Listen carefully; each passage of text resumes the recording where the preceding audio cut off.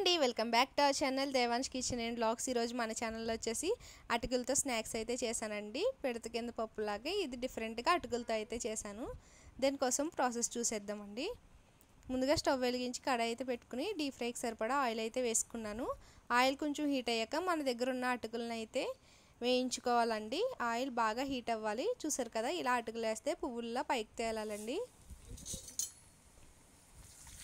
ఇలా వేయించుకున్న అటుకుల్ని ఒక గిన్నెలోకి అయితే తీసేసుకోవాలి. దీంట్లోనే మన దగ్గర ఉంటే జొన్న మిక్చర్ ఉంటుంది కదండి, అది కూడా ఉంటే ఇది ఆయిల్లోనే ఫ్రై చేసేసుకోవాలండి.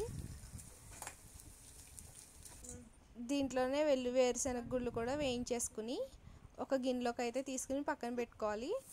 మనం ముందుగా వేయించుకున్న అటుకుల్ని జొన్న మిక్చర్, అలాగే సన్నగా తరిగిన ఉల్లిపాయ, టమాటా, కొత్తిమీర, వేరుశనగ గుళ్ళు, కొంచెం కారం, అలాగే ఉప్పు, చాట్ మసాలా వేసుకుని బాగా కలిపేసుకోవాలండి.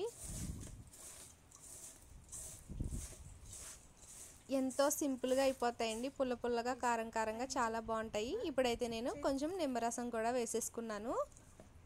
చూసారు కదా, ఈ విధంగా తయారైపోయిన దాన్ని ప్లేట్స్లోకి తీసుకుని సర్వ్ చేసేసుకోవడమేనండి. ఎంతో టేస్టీగా ఉండే అటుకుల మిక్చర్ రెడీ అయిపోయింది. నచ్చితే లైక్ చేయండి, షేర్ చేయండి, సబ్స్క్రైబ్ చేయండి. Thank you for watching.